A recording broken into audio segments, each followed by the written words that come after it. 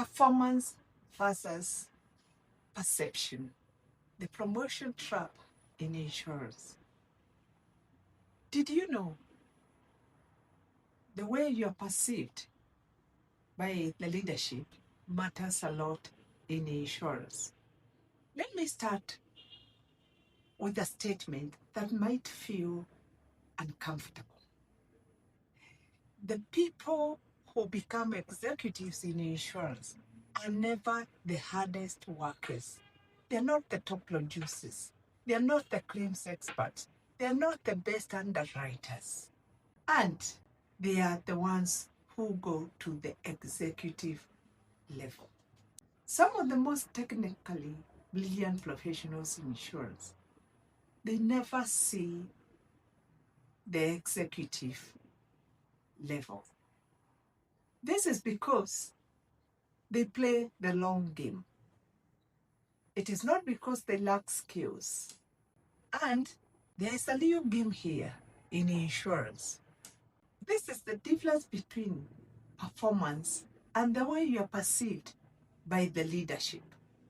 Today, I'm going to show you the promotion trap that nobody explains to you in insurance companies and how to escape it if you want to accelerate to the executive level. Most insurance professionals are laced with one belief: work hard, deliver results, be the best at your job, and eventually you'll be noticed, you'll be promoted. But although it sounds fair, it is really the truth. You stay as the best producer, but you start seeing people promoted who are not necessarily the best performers. That creates frustrations, and it is true. Some people give up. They get frustrated, they give up, they don't even bother again to try. They start asking themselves, how did they become the head of department? I know more than them. I work hard than them. And here is the uncomfortable truth. Executives are not promoted only for performance. They are promoted for perception of leadership value. And those are two different currencies. Let me tell you of a story. I knew of a claims expert. He was the best in interpreting policy documents. He was always reliable. He was very effective and very precise, brilliant. But even after 15 years of doing claims, handling claims day in, day out, he was still in the same role. Why? Because he didn't know he had fallen into what I call performance trap. The performance trap happens when you become so valuable in your current role that the organization cannot imagine moving you out of that role. You become indispensable.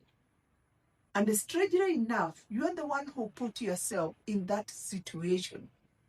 Sometimes being indispensable can kill your promotion prospects.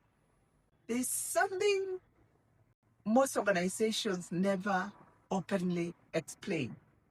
Not the performance scorecard, but the leadership scorecard. Executives are assessed on questions like, can you influence others? Can you represent the organization strategically? Do they do beyond their department? Do they create opportunities of growth? None of these questions are about technical experts, if you have heard. They're all about leadership perception. Performers answers the question, how well do you do your job? Perceptions answers completely a different question. Do people see you as someone who can lead the organization to the next level? Because executives are not promoted for being the best workers.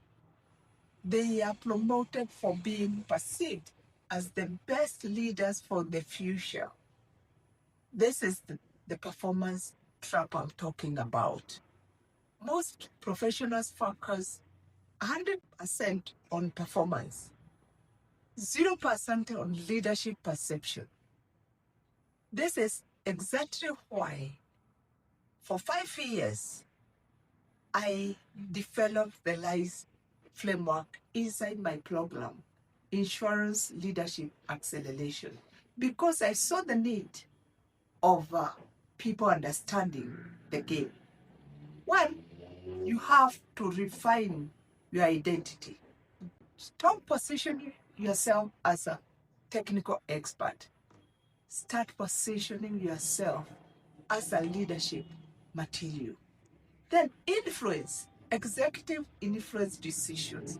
They shape conversations in meetings. They connect across departments. Their influence is often more powerful than authority. Strategic leaders don't just solve today's problem. They look at the future problem. Where is this company going? They look at the opportunities. They ask, where is the industry going? Where is our organization going? Where should we invest? Then they finally elevate you. They look at, can you elevate others yourself?